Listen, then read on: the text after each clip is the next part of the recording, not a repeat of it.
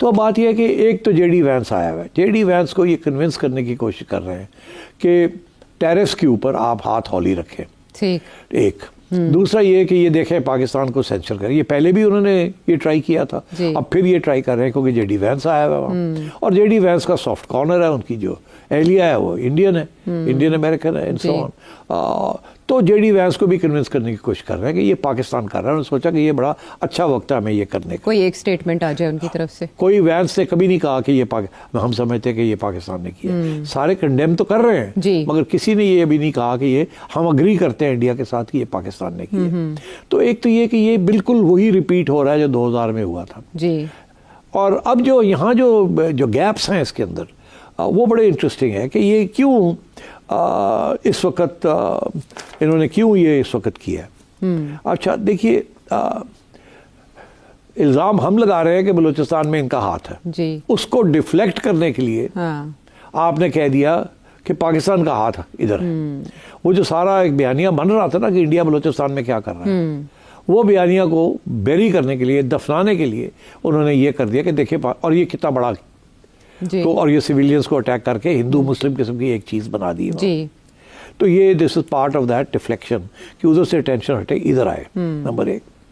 Number दो ये है कि आपको पता है कि वक्फ बिल इंडिया के अंदर इस वक्त उसके ऊपर कंट्रोवर्सी हो रही है जो मुसलमानों के खिलाफ है, ठीक है, उसके अंदर भी हो रही है। और सबसे अहम बात यह है कि बिहार के अंदर इलेक्शंस आ रहे हैं और मेरा ख्याल है कि वहाँ बहुत क्रिटिकल इलेक्शंस है बिहार में। वहाँ भी जो मुस्लिम वोट है आयशा, वो बहुत मैटर करेगा। और ये जो पुरानी 20 साल की जो एक अरेंजमेंट चल रहा है between BJP and Nitish Kumar, तो वो इस वक्त बड़ा खतरे में है। तो लगता है ऐसे है कि ये जीत नहीं सकेंगे। और जो यूनाइटेड फ्रंट है और कांग्रेस का जो जनता दल और कांग्रेस का जो अलायंस है वो शायद बिहार के इलेक्शंस जीत जाए। और इसलिए ये बड़ा इंपॉर्टेंट है। इसलिए इन्होंने वहाँ हिंदू वोट को पक्का करने के लिए, मैक्सिमम निकालने के लिए इन्होंने ये वक्फ बिल और बिहार के इलेक्शन को सामने रख के ये भी किया है कि ये एंटी मुस्लिम, ये एंटी पाकिस्तान, एंटी मुस्लिम एक सेंटिमेंट बने ताकि हिंदू और भी लार्ज नंबर्स में निकले वहाँ और बीजेपी के लिए वोट करें। तो एक तो ये भी Bihar election is very important. अच्छा, तीसरी चीज़ ये है कि बिहार को आपको पता है कि बड़ा इंपॉर्टेंट इलेक्शन इसलिए भी है कि वो स्पेशल स्टेटस मांग रहे हैं। वो एक तो ये कह रहे हैं कि जी हमें फाइनेंशियल पास और मिलने चाहिए, ज़्यादा ऑटोनॉमी मिलनी चाहिए वगैरह वगैरह। तो वो अगर बीजेपी हार गई तो बड़ा मसला बन जाएगा बीजेपी के लिए। तो इट्स वेरी इंपॉर्टेंट कि मुस्लिम वोट जो है उसको अटैक किया जाए, हिंदू वोट को निकाला जाए और एक एंटी मुस्लिम एक फ्रंट भी बनाया जाए। So I think Bihar is an important ingredient in this. अभी फरवरी में नरेंद्र मोदी बिहार में गए हुए थे, नीतीश के साथ कैनवसिंग कर रहे थे। तो ये वो भी टाइमिंग इसकी है कि अगले अक्टूबर में ये इलेक्शन होने हैं वहाँ, उससे पहले एक मोमेंटम भी बिल्डअप करना। कल भी वही थे नीतीश के साथ। तो एक तो बिहार इलेक्शंस, वक्फ बिल, ये सारे टाइमिंग्स जो है ना, दे वेरी इंपॉर्टेंट कि एक तीर से कई शिकार। हाँ, कई शिकार। आगे आइए आप कि मेरा ख्याल है आखिरी बात यह है कि हमारे जो चीफ की जो स्पीच थी, उन्होंने सोचा कि इससे बेहतर अच्छा वक्त नहीं हो सकता। काफ़ी वो अग्रेसिव किस्म की स्पीच थी तो वो लिबरेशन मूवमेंट के खिलाफ, ये जो टेररिज्म हो रही है वहाँ उसके खिलाफ थी, ठीक। बट उन्होंने कहा था कश्मीर को हम भूल नहीं सकते, हम नहीं भूलेंगे। अच्छा, तो वो उन्होंने कहा अच्छा फिर तुमने कश्मीर की बात की है, चलो फिर ये देखो हम तुम्हें क्या करते हैं तुम्हारे साथ। तो ये तैयारी की भी होती है पहले से, ये कि जी किसी वक्त भी इस किस्म की चीज़ करनी पड़े तो कर दे। वो सारे प्लान्स बने हुए होते हैं, बटन दबाना होता है और जो प्लान है वो इफेक्ट में आ जाता है। तो मैं समझता हूँ कि इन्होंने ये सोचा, वैंस भी यहाँ है, वक्फ बिल का भी इशू चल रहा है, डिफ्लेक्ट भी करना है।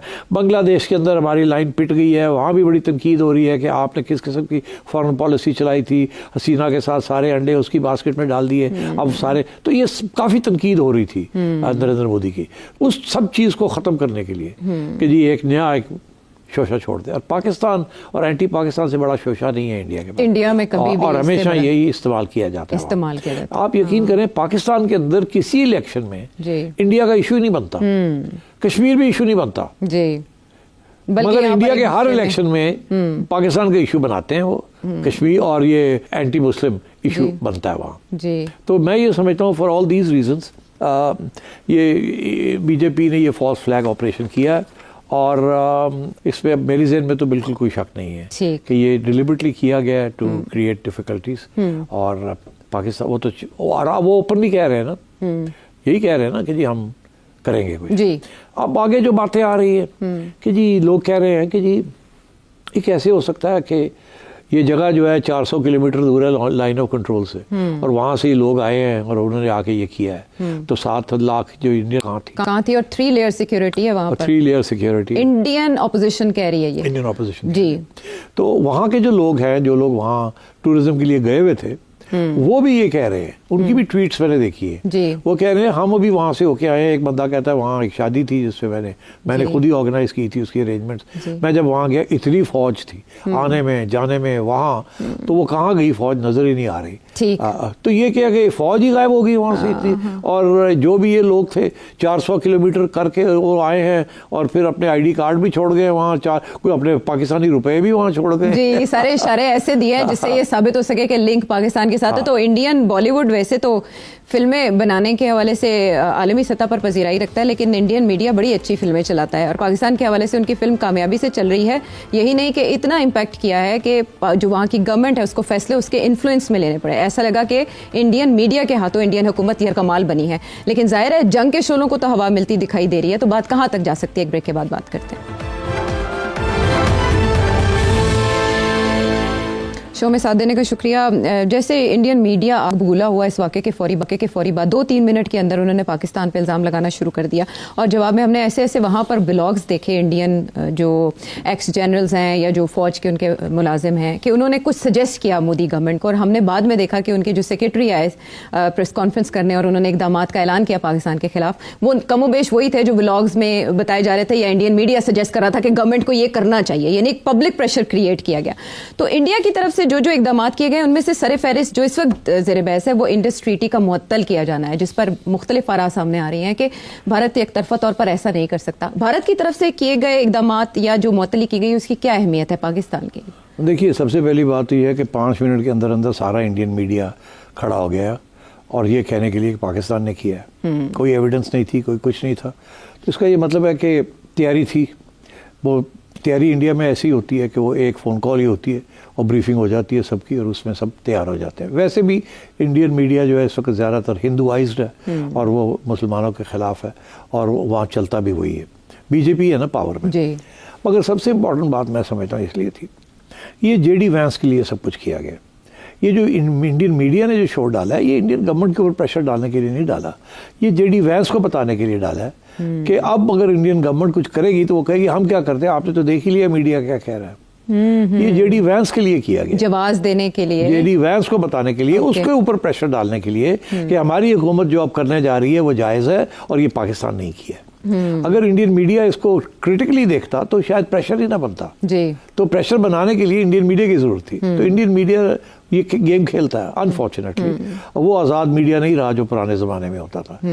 वहाँ के जो मालकान हैं वो देर ऑल प्रो बीजेपी और वो बड़े फ़ायदे उठाते हैं बीजेपी से, और एक्चुअली वो तो ऑफिशियली एंडोर्स भी करते हैं, फंड रेजिंग भी करते हैं। तो सारा इंडियन मीडिया के जो मालकान हैं they are not journalists, they are corporates. तो वो कॉर्पोरेशंस हैं, दे सपोर्टिंग बीजेपी। तो दिस इज व्हाट हैपेंस। और लोगों ने अपनी रोटी पानी है, मीडिया वो पुराने ज़माने की इंडिपेंडेंट जर्नलिज्म कोई नहीं है, सब नॉनसेंस। तो अब बात यह है कि ये तो पहली बात थी। दूसरी बात यह है कि इंडिया ने जो इक़दामात लिए जो उन्होंने सो कॉल्ड स्टेप्स लिए, उसमें ज़ाहिर है सबसे ज़्यादा शोर तो इसी चीज़ पे पड़ा हुआ है कि जी इंडस वाटर्स वो कहते हैं कि हमने सस्पेंड कर दिए। एक्चुअली वो कर नहीं सकते। जो कानून है वो हम सब ने पढ़ा है और बड़ा आसान है, वो आप गूगल कर लें, आपको पता चल जाएगा। यूनिलैटरली कोई मुल्क भी उसको ख़त्म नहीं कर सकता। उसके अंदर टर्मिनेशन क्लॉज ही नहीं है जी। उसके अंदर आर्बिट क्लॉज है कि पहले 3 टियर लेवल है कि पहले आप आपस में जो भी मसला है वो बट डिस्कस करेंगे, वहाँ नहीं होता तो फिर कोई इंडिपेंडेंट एक्सपर्ट, न्यूट्रल एक्सपर्ट आएगा, उसके साथ बात करेंगे, वो नहीं होता तो फिर आप इंटरनेशनल कोर्ट लेके जाएंगे। मगर कोई यूनिलैटरली कोई एक मुल्क इसको ख़त्म नहीं कर सकता, इसको मुअत्तल नहीं कर सकता, कोई कुछ नहीं कर सकता। ठीक। तो वो तो ये ड्रामा है। अच्छा, अब ड्रामा है तो क्या ये कितना सीरियस है ये? इंडियन मीडिया तो चाहता है कि जी आप पानी बंद करें, ये करें, वो करें। पाकिस्तान का भी रिस्पांस उसी का है, करके तो देखो, ठीक है। बिकॉज पाकिस्तान का तो ये मौक़िफ़ है ना कि 2 सूरतें हैं जिसमें हम समझेंगे कि वी आर एट वॉर, जंग का ऐलान हो चुका है। एक ये कि आप हमारे पानी को आप तंग करेंगे, हमें पानी को रोकेंगे, और दूसरा ये कि कराची पोर्ट को अगर आप ब्लॉकेड करेंगे, अगर आपकी सबमरीज आ जाती हैं और कराची पोर्ट को आप ब्लॉकेड कर देते हैं, तो उसको भी हम समझेंगे as an act of war. Act of war के अंदर हमने हक रखा हुआ है first use of nuclear weapons. तो बड़ी स्ट्रेट फॉरवर्ड सी पाकिस्तान का रिस्पॉन्स है कि ये दो एरियाज हैं, ये रेड लाइन्स हैं, पानी और कराची को ब्लॉक करना। बिकॉज कराची को ब्लॉक कर दिया तो सारा पाकिस्तान ब्लॉक हो गया ना, राइट। तो इसलिए these are the two red lines. This will lead to declaration of war. हम समझेंगे कि इंडिया ने हमारे ऊपर जंग का ऐलान कर दिया। अगर ऐसी बात है तो फिर जंग होगी। अगर जंग होगी तो फिर और भी हमारी एक पॉलिसी है कि हम न्यूक्लियर वेपन्स किस स्टेज पे इस्तेमाल करेंगे। वो भी 3 लेवल्स हैं। अच्छा। एक लेवल वो है कि हमारी फौज को बॉर्डर के ऊपर ही शिकस्त हो जाती है और ऐसे लगता है कि अब हिंदुस्तान की फौजें अंदर आने वाली है, तो वील यूज़ न्यूक्लियर वेपन्स। दूसरा ये है कि कहीं बहुत बड़े इलाके के अंदर उनकी फौज आ जाती है। ऐसे नहीं कि सारा पाकिस्तान होने कि हमारी फौज कोलैप्स कर गई, मगर किसी एक इलाके के अंदर वो 50 मील या 100 मील अंदर आ जाते हैं।